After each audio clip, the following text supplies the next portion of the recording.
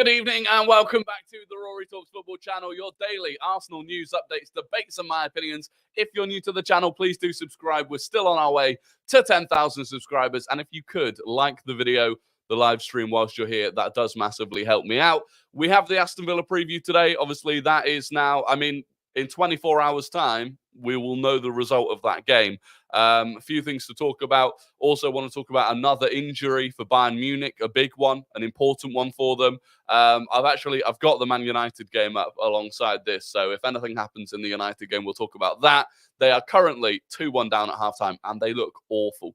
They've conceded 12 shots in that first half alone. It's shambolic, absolutely shambolic, nearly as shambolic as Tottenham Hotspur.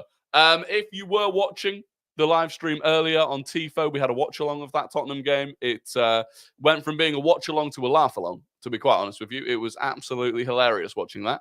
And the next watch-along will be on TIFO, Arsenal versus Bayern Munich on Wednesday night. So I'll have the link for that. The link will be in here. Also, if you go below, you can join the Discord. So the link to the Discord is below as well. And in the Discord, I always post updates about the streaming schedule. Anyway, all of the admin out the way. Jakob, good to see you live. Vivi Vlad, Vincent, John, George Christodoulou, Jamana, Verdi, Ross Lawman, good to have you back. Hyder, Ian Smith, Sportcat, Max, Carter, Leo Nesbitt, Magnus, His Gaming, Churms, Joe Talks Footy, Archie, Saliba, Blake, Vic. It is good to see you all. I hope you're all doing well. Skamaka. So you are Neo in Tifo. You must be Neo in Tifo. There are not two people. There are not two different people that are just PR merchants for Gianluca Skamaka. There can't be two of you. Victor as well. Good to see you. So, yeah, we'll kick things off straight away, actually, with the Bayern Munich injury. And it was unfortunate because he's really been riddled by injuries. But it was Kingsley Coman. Bayern Munich played today against FC Cologne, or Köln, or however you pronounce it. They won the game.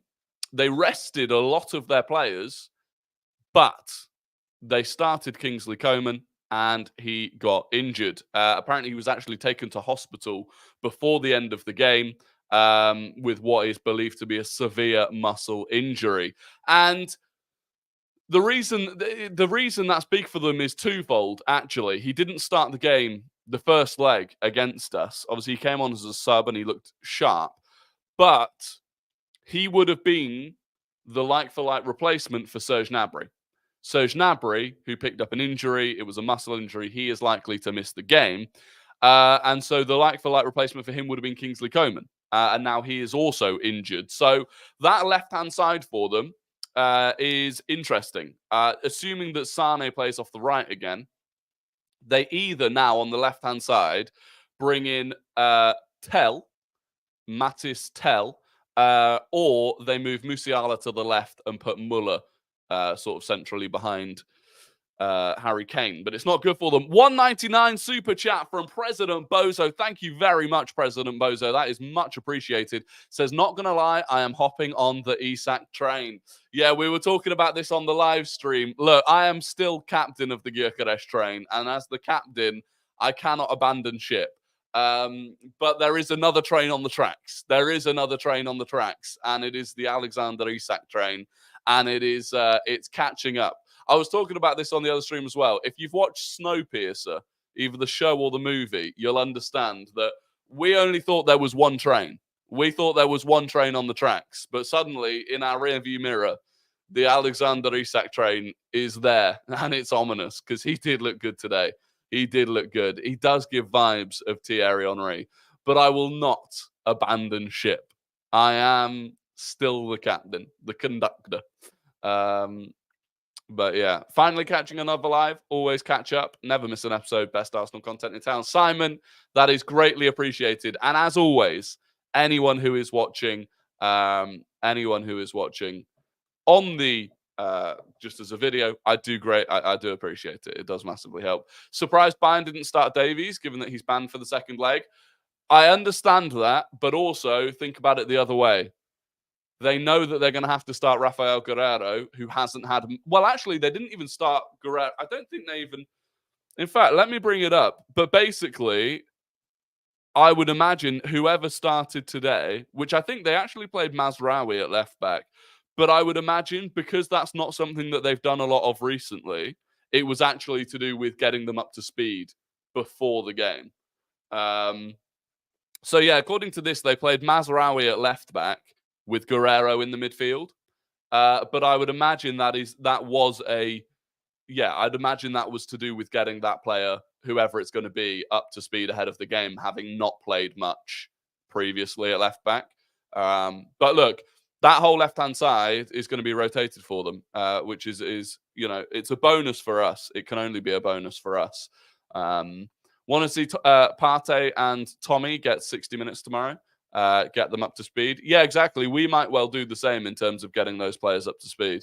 Been laughing so much at Invert the Wing today on Twitter. Millions of deluded tweets up to the Isaac goal, and then he disappeared. Yeah, then he disappeared and claimed that, well, I don't support Spurs anyway. I'm going to go and watch the team I do support, which he claims is Stockport County. But he never talks about them, other than when he doesn't want to talk about Spurs. If Sane is to start on the left, I can really see Zinchenko starting in Munich. But I think Sane will still start on the right. I think Sane will start on the right as he did in the first leg, and then they'll either bring in Tell, who is naturally a left winger, or they'll move Musiala out there and put Muller centrally. No worries, Devin. Good to see you, Devin. Wish Goretzka picked up a yellow in that last game. Would have been huge. He's so strong in that midfield. Yeah, it would have been. It would have been. But equally, they'd have been wishing that Declan Rice picked up a yellow as well. So it's such bullshit that carries into the semi-final, though. Because again, it's like, do you stick or twist if you're Declan Rice or Goretzka in the second leg? Because it's like, if you need to make a bookable, if you need to make that foul that's going to get you a booking and that helps you get to the semi-final, then you've got to do it. But equally, it's like, then you're going to end up in the semi-final and you're going to be suspended for the first leg. Yeah, it does. It does. There's been some misunderstandings around this, but if you know it, so from what I've done from what I can gather, it carries to the first leg of the semi-final. I know there are some people who have been saying on Twitter that it doesn't, but and unless my source is wrong, but I'm using Dan Critchlow. I don't know if you know who Dan Critchlow is on Twitter.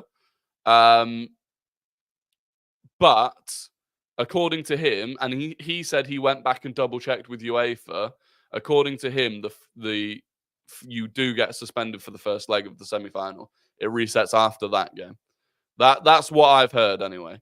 Because it's basically, it resets after the quarterfinals, as in, so after the quarterfinals, then it resets. But if you've picked up the suspension before the end of the quarterfinals, you have to serve it.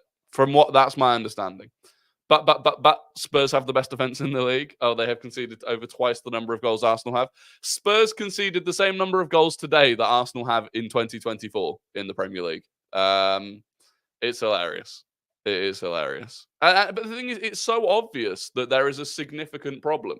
Like Newcastle United, and I hope we do this, by the way. In the way that we let Man City have quite a lot of possession, I hope we do this. Let them have possession and counterattack them. Newcastle had 27% possession today. They won 4-0. That's the way to play against Spurs. Sit a bit deep, because they're not actually very good at scoring goals if you don't give them space in behind. So sit in deep, let them have possession, counterattack them. It's a really easy way of beating them. I genuinely think that. Did you see Obi-Martin's 5 goals today? Yeah, if you didn't see this, the 16-year-old Chido Obi-Martin scored 5 goals for the under-18s today. That means that so far this season, and bear in mind, he only turned 16 recently. For the under-18s, he's now got 19 goals in 14 games. He scored 10 goals against Liverpool under-16s earlier this season. And he's already done some training with the first team as well. So, yeah, he is another Hale-End prospect to look out for in the future. Man United have just made one change at halftime. Amad Diallo is coming on. I'm not actually sure who he's come on for, but I assume it's Alejandro Garnacho. Yeah, yellow stop at the quarters. Yeah, but look, I'll double check it again. But Dan Critchlow was certain, and I feel like he'd have got it right. Mr. Happy, good to see you. Newcastle 16, Spurs 3 over the last 4 games. That's unbelievable. Sharmarke, good to see you as well. Newcastle are beating in the last 4 games. Newcastle have beaten Spurs 16-3. That is wild. When are the gaming streams starting? Soon. They are starting soon. By the way, the new challenge started today. If you've not seen that, the new challenge started today. It's on Instagram. It's on TikTok. On the Rory Talks More TikTok. They can't break low blocks down. We saw that against West Ham. Exactly. I think that James Maddison, I think the internet's just shit the bed a little bit, so I might be lagging. I think James Maddison struggles against a low block. By soon, do you mean 3 months? No, hopefully not 3 months. It shouldn't be 3 months. It should be quicker than that. I just need to get a new camera. I need to get a new camera, and then we will be good to go. Was a bit disappointed at just 10 in 10. Where's the variety? So I've had some people have been saying they didn't like they don't like the 10 in 10. I'm going to be doing 2 challenges a day. So this is what we're going to do. 10 in 10 trophies challenge, because it's going to last. Well, unless I get incredibly lucky, it's going to last for ages. So 10 in 10 is going to be going, and then I'm going to do other challenges alongside it, and I'm going to upload them twice a day. So it should be the best of both worlds. Because if I hadn't done a 10 in 10, then people would have been mad about that as well. So I felt like I couldn't really win. I felt like I couldn't really win unless I did both. So I'm going to have to try and find the time to do both, which is daunting, to be quite honest. But we're going to go for it, because why the fuck not? Would you take Solanke, Tony? Tony, or Watkins to the Euros? Probably. I still think it would be Ollie Watkins for me. When are you implementing forfeits? Pretty soon. I'm actually just trying to get a graphic made for the forfeits, and I'm waiting for that graphic to be made. How Maddison didn't get sent off twice in the past 2 games is a joke, to be honest. Also, love how he's getting found out as bang average. As a bang average 10 with some good moments. Yeah, to be honest, he should be suspended, because the next Spurs game is against Arsenal. The next time Spurs play is against Arsenal, and James Maddison should be suspended 100%. He should have been given a straight red in their last game for punching Ryan Yates, and today he should have been booked in the first half. He wasn't booked for blatantly body checking a Newcastle player as they were on the break, and then he flew in studs first into the side, like the torso of one on Newcastle. It might have been Bruno G, I think. And he got a booking for that. But that arguably should have been a straight red. But it also, even if it was a yellow, should have been his second yellow of the game. So really, we should not be playing against James Maddison next week. Not next week, in 2 weeks' time. But we are. So Fabio Vieira needs game time. He could be amazing if he just got played more. Yeah, look, Fabio Vieira's red card and then injury, I thought, came at a really unfortunate time for him. I thought it came, he'd actually impressed me early in this season. I still think he's won like the 3rd or 4th most amount of penalties in the league this season. So it was unfortunate, but yeah, hopefully he'll get more game time. We'll see. Isak over Gyökeres, in my opinion. What do you think? I'm still captaining the Gyökeres steam train. But look, by the way, if we went and got Isak, I'm going to be over the moon. For me, if we get either of them, I'm buzzing. So I'm not saying I don't want Isak. I'm just saying I'm still captaining the Gyökeres steam train. It doesn't bother me if he plays or not, to be honest. That's fair. Maddison has an attitude problem. When he left Leicester, he was accused of downing tools when they needed it the most by some fans. I said that last season. That Maddison completely down tools. Please stop talking about Scamacca. I don't have an agenda against him. He's just a good striker in a different league. Please relax on the Scamacca talk, okay? Van der Ven's the most overrated centre-back, gets away with having zero composure and going down too easy just because he's quick. Yeah, he does get away with it because he's quick a lot. He does get away with it. You can imagine the way that Gordon and Isaac both sat him down today. I can see Jesus doing that. Which striker do you think will sign? Not want, but think. I don't actually know. That's a good question. I've got a feeling it ends up being... I've got a weird feeling it ends up being Evan Ferguson, you know? I don't know. It'll be interesting. Who says we don't get both Gyökeres and Isak? I don't think we're getting both of them. I don't think a striker is the most important signing, but if we get one, I believe it should be Isaac if we're spending big money. That's fair. That's fair. Look, I wanted to talk about tomorrow's starting lineup. This is the Aston Villa preview. Tomorrow's starting lineup. What do you think? Let me know in the comments what you think. Because I feel like normally going into a game, I'm quite sure what my starting lineup would be, and I'm quite sure I know roughly what Arteta would pick, if that makes sense. Tomorrow, I'm genuinely not too sure. We've got Gabriel potentially being out, but we don't know. We've got Ben White, who in my opinion should be rested. I think Ben White should be rested. So we could play Kivior at left back. We could start Kivior at left back. I know he started against Bayern, but he only played 45 minutes. So we could start Kivior left back, Tomiyasu right back. We could start Zinchenko left back, Tomiyasu right back. I think Jorginho has to be rested because he started 3 games in a week. So Partey has to start, in my opinion.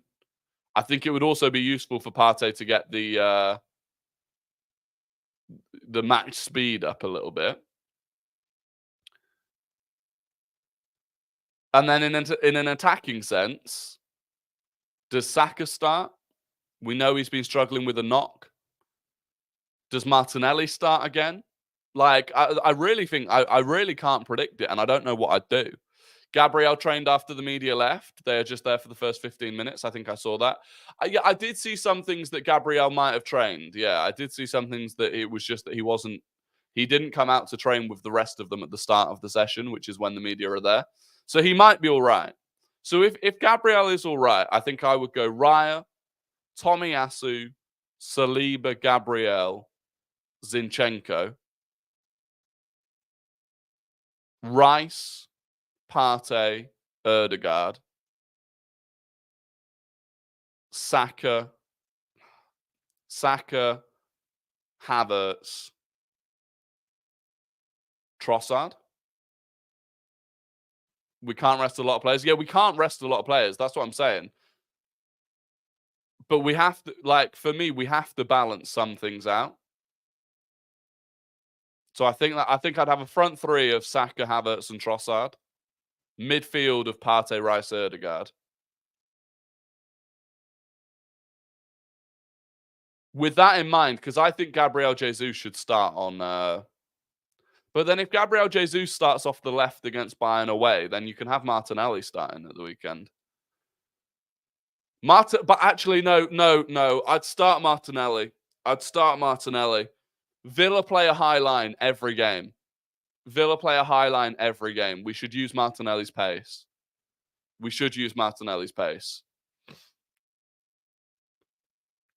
So yeah, maybe Martinelli, Havertz, Saka. He needs to match the team to take advantages of Villa's weaknesses. Yeah, exactly. That's why I think it should be Martinelli in hindsight. Tomorrow we're spoiled for choice. Xhaka winning Bundesliga and Arsenal winning against Villa. Hopefully. I think Villa will try and sit really deep. I don't think they know how to. I don't think they know how to sit deep. Ross Lawman would go with Raya, Tomiyasu, Saliba, Gabriel, Zinchenko, Partey, Rice, Odegaard, Martinelli, Havertz, and Jesus. Yeah, but my worry about Jesus off the left is that he's still struggling with that knee. Like, apparently, even when he came on against Bayern, like, he's in a lot of pain. So if you want him to play against Bayern, do you really want him starting against Villa? I don't know. Francisco Oliveira, no worries. It's good to see you. George Christodoulou says Raya, Tommy, Saliba, Gabriel, Zinni, Partey, Rice, Odegaard, Martinelli, Havertz, and Saka. Yeah, I think that's mine. I think that is mine. I would rest Jesus and would start him against Bayern. That's the thing, right? It's not just about who you think would be best to start tomorrow. It's about who you think is going to start on Wednesday against Bayern as well. So it's tricky. Trossard needs to start. The thing is, in a way, I'd almost rather I just think pace on the counter against Villa is really useful, and Trossard doesn't have it. Like again, I would bring Trossard on after an hour. I think we might be surprised by Arteta tomorrow. Someone like Smith Rowe might start. Do you reckon? I think the midfield will be Partey, Rice, and Odegaard. I think I'd be surprised if Smith Rowe started.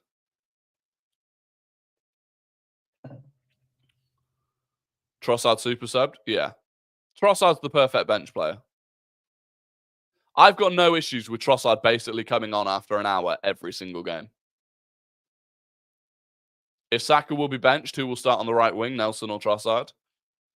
I mean, that's another question. That's why I'm not dropping Saka. Because it's just blatantly the weakest area for us to have to drop someone. Like, we just don't have someone that's even close to Saka to play on the right-hand side. The closest in terms of level, like when the level doesn't drop for me, is Gabriel Jesus. But I don't think Gabriel Jesus can start. Tomiyasu, Saliba, Gabriel Zini, Partey, Rice, Odegaard, Saka, Jesus, Martinelli. So interesting. No Havertz. No Havertz is interesting. I think Havertz starts guaranteed. If we play deep in Bayern, then we need Martinelli in that game more than Jesus on the left. True. And then can Martinelli, off the back of that injury, start 3 games in a row? It's tough. It is, honestly. Like, I would imagine we're all going to be relatively surprised in some way or another when the lineups come out tomorrow. Because it is going to be tough. Like, Arteta has to make some big decisions. Havertz is out for 2 games if he gets booked. No, he's not. Havertz has escaped it. Havertz didn't get booked in the Brighton game. Oh, no. Did he get booked in the Brighton game? I thought, did he not get subbed off against Brighton before he got a booking? Or am I losing my mind? I thought he got, or am I thinking about the game before? Yeah, no. Havertz got subbed off. So we're fine because it's the final game, and he would need 2 bookings. So the only way he ends up suspended for the Spurs game, or no, whatever game it is, would be if he got booked twice tomorrow. Isn't he on 9? No, he's on 8. Cedric's going to start tomorrow. No. Cedric won't be in the squad. Did you see the report about Chelsea's owners selling a hotel to meet FFP? How is that even legal? Well, it's probably not legal. Chelsea sold a hotel basically from Chelsea to Chelsea and then had it as £76.5 million profit on their books. And they did it a day before the end of the financial. They did it on the 29th of June. And the cutoff was the 30th of June.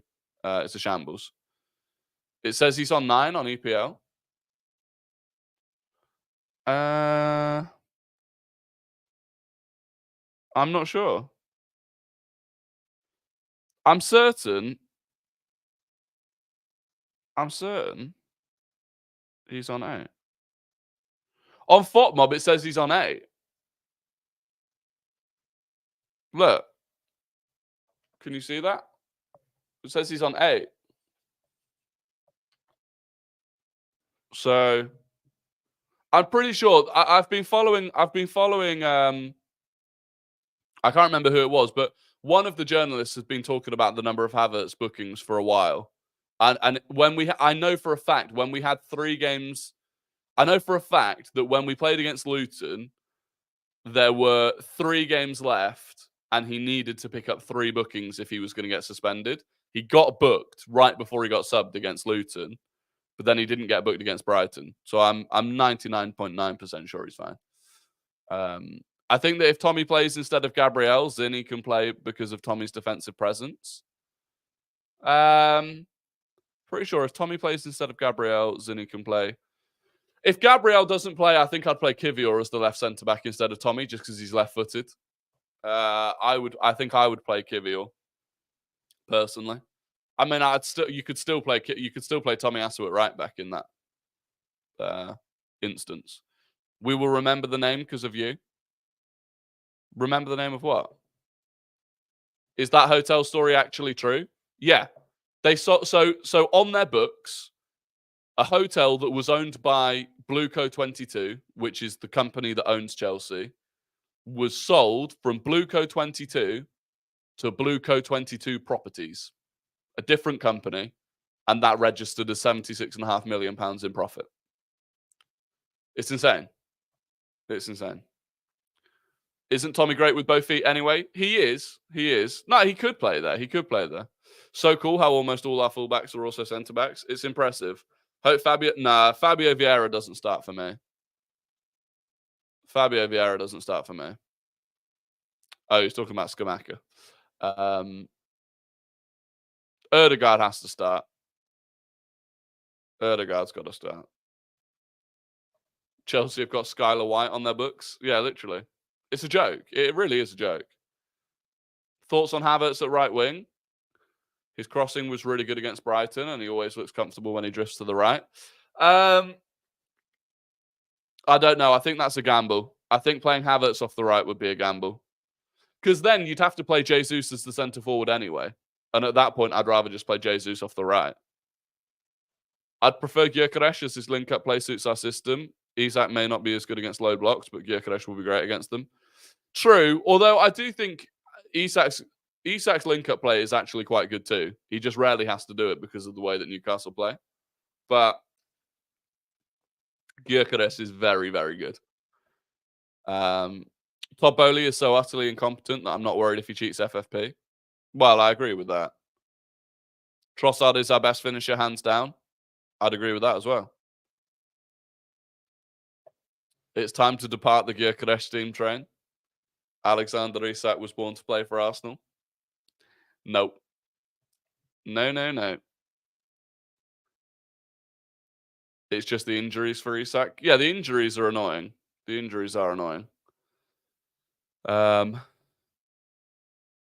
Apparently there's a penalty for United. I'm on a massive delay, so I'll keep an eye out for it. But Havertz can play anywhere on the pitch, left back, right back, centre back. Yeah, he is. He is incredibly versatile. United are on the break. Well, it's a free kick for them now. I'm on such a delay. It's unbelievable. Isak, number 14, has scored a brace against Spurs in both of the last home games against them. Yeah, he torments them. Isak, to be fair, that could be one reason to bring in Isak. He absolutely torments. Spurs. I really feel the injuries are Newcastle's fault, not Isak's. Yeah, it's incredible. They had 11 players out injured today. It's remarkable. That looked like a very, very harsh penalty decision. It's given for handball. That looked very harsh. I'm going to have to watch this replay because the ball gets deflected off someone. That's never a penalty. That is never a penalty. The ball deflects. He moves his arm away from the ball. There is no way that is a penalty.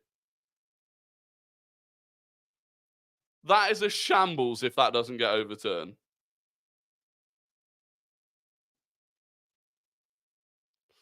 That is a shambles if it isn't overturned.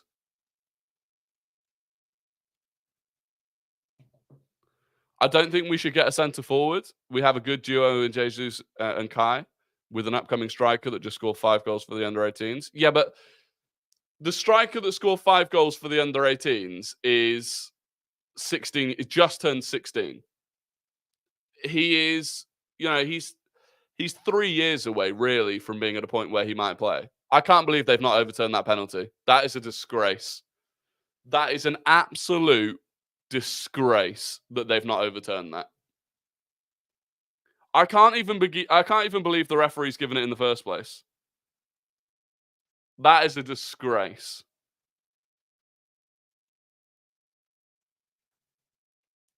Unbelievable. Mark Goldbridge won't be complaining about refs this weekend? No, of course he won't.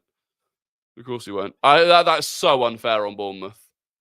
That is so unfair on Bournemouth. But it is 2-2.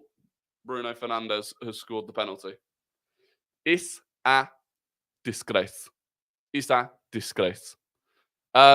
Gaming, I'm not even joking. I am actually going to, at least time you out for 24 hours if you don't stop spamming about Scamacca. It's just annoying at this point, honestly. At what point does Odegaard need a rest? Well, that's a fair point. That is a fair point. What point does Odegaard need a rest? Ideally, you could get if you could take him off with half an hour to go against Villa, ideal. In fact, any game, if you can take him off with half an hour to go, you've got to do it. Bournemouth wasted so many chances. They should have been 3 or 4 ahead at halftime. True.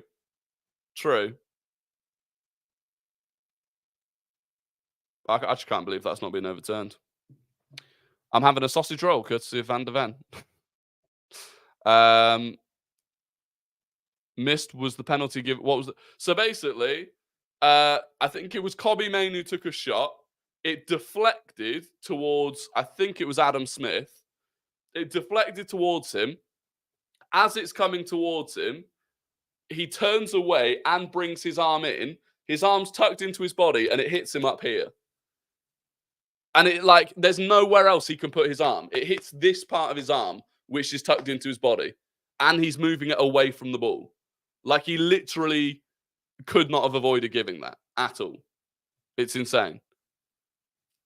I would want Isak if he was 75 million. Suits us better than Gyökeres. Interesting. Rory, do you want to throw the domestic cups again next year or give them a go? I never throw them. Never throw them. I would say play a weakened team in the Carabao Cup because I just don't care about it. FA Cup, go for it. FA Cup, go for it. Unless you're against a real lower league team. The thing is, I don't even think we threw them this year. We just got unlucky that we drew Liverpool in the third round and had to play. Was it the third round? Yeah, no, it was the third round. Played Liverpool in the third round and we had to play. We played our strongest team, pretty much. President Bozo is the latest member of the Rory Talks Football community. President Bozo, thank you so much for doing that. He has joined the Rory Talks Football community as the newest member. Welcome. Mikhail doesn't trust people to come in for Odegaard because Odegaard's role is far more than just a 10 or an 8. Yeah, exactly.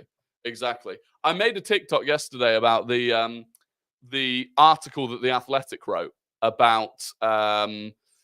they interviewed loads of other coaches, managers, analysts about the way that Arsenal play.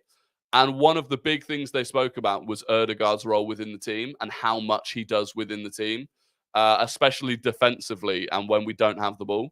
So, yeah, I don't think we've got anyone else that can do that to the level that Odegaard does it. Did you see Kara saying Paul should give up on Europa to focus on the league? What happened to the quad? Yeah, they've all given up. I tweeted it because I tweeted the run of the 4 away games that Liverpool have in the space of 9 days, and it had loads of Liverpool fans quote tweeting it, saying basically they should go and play the kids in Italy and just give up on it. Vieira can play there, but I don't think he's ready to play 60 to 75 minutes. I still don't know if Vieira can do the defensive work that Odegaard does. I'm not convinced yet. I've not seen him do it yet. I feel like Odegaard is the most underrated player that we have. Possibly. Yeah, United are scamming results. Anyway, it is time for Guess the Gooner, the game where I give you 5 clues about an ex or current Arsenal player, and you have to guess who that player is. First person to get it right wins the immense pride and respect of the Rory Talks Football community. So get your fingers on your keyboards. We are starting now with clue number 1. This player made their Premier League debut in 2005. They made their Premier League debut in 2005. They have played for 4 different London clubs.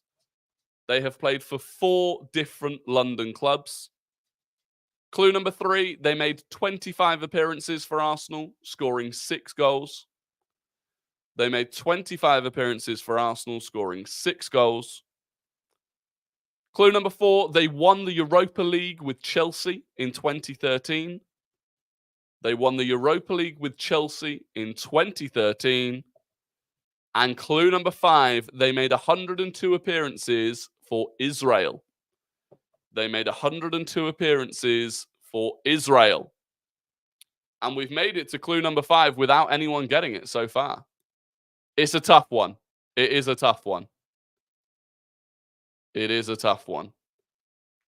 Really, the final clue is the only one that properly gives it away. And there we go. People have started getting it now. And the first person to get it was... Just make sure I'm not going to get hit by a VAR check. Da-da. There you go. Ian Smith. It was indeed Yossi Benayoun. It was Yossi Benayoun. Ian Smith was first. Ross Lawman was second. Carl was third. Vivi Vlad was fourth. And Sam Shapiro was fifth. There you go. Yossi Benayoun. That was a difficult one. That was a difficult one. I was lost before the Israel clue. Yeah. It's just a player that you forget ever played for Arsenal. It's a player that you forget ever played for Arsenal. Not a clue who that is again. I don't blame you, to be fair.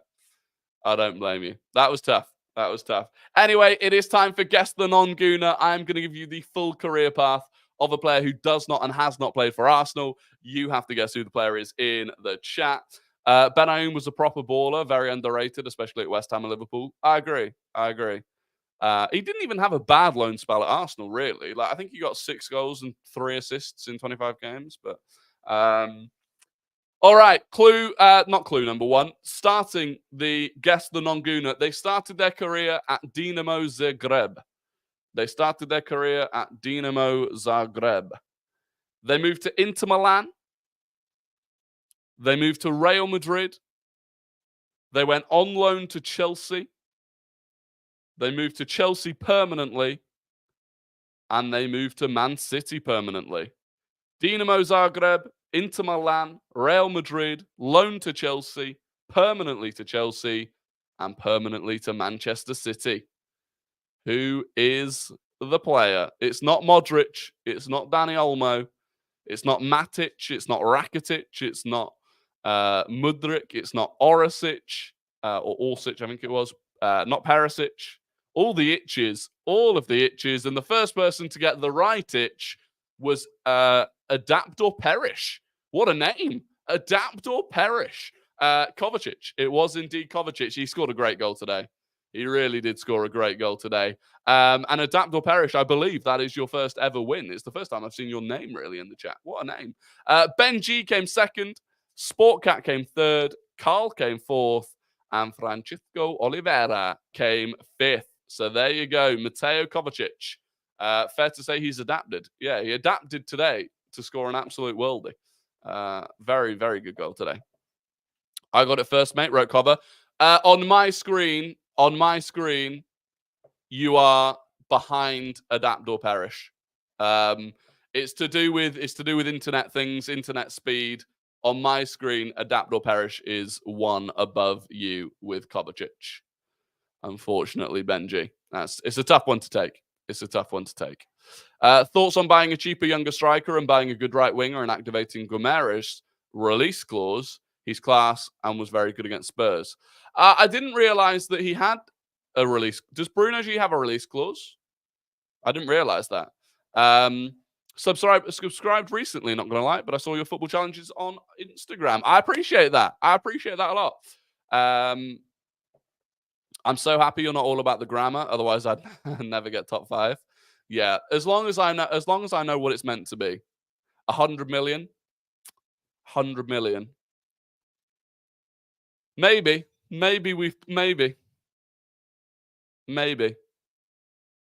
Jorginho is a better signing than Kovacic. There, I said it.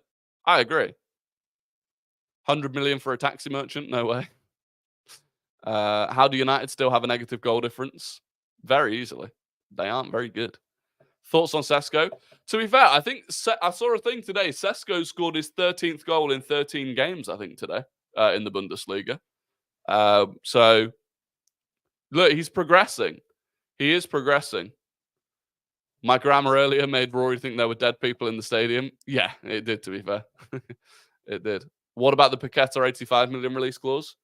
I don't think we need Paqueta. I don't think we need him. I think he'll end up at City. He'll end up at City. Not sure if you've already spoke about it, but thoughts on us playing last this weekend? I think it's I don't.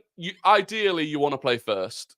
Ideally, you want to play first. You don't want to be playing last when the others have got the points and you're chasing. I think it's more ideal to play first, but it is what it is. There's nothing we can do about it. Actually, the frustrating thing in some ways, and there's nothing they could do about it because Villa had to play on Thursday night, which meant Villa had to play on the Sunday. But it is a bit annoying that basically every other Champions League team played today. So like Bayern Munich effectively had like an extra day and a half rest before the game than we do because we're playing tomorrow. I'm pretty sure PSG were allowed to just not even play this weekend to allow them to fully prepare for the Champions League game, which is insane. So yeah, that's a bit annoying, but there's literally nothing you can do about it. It's just the way that the fixtures fell. I left because you threatened to time me out. Well, just stop spamming about Skamaka and I won't have to time you out.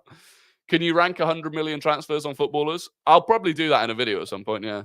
There aren't many good ones. Truthfully, there are very few £100 million transfers that have been worth £100 million. It's pretty rare. It's pretty rare. Look, anyway, that is going to be the end of the stream. I massively appreciate all of you joining, as always. I'm going to go and watch the end of the United game and then make a video about that. I hope you have a fantastic evening. Obviously, there won't be a live stream tomorrow because I'll be at the game, but I will make a video on it when I get home. Hopefully, it's going to be a very positive video. If you could hit the like button and subscribe if you're new as you head out. But other than that, have a great rest of the weekend. Hopefully, we pick up a win. And I will be back streaming again as normal on Monday night at 6:30. Until then, have a good one and goodbye.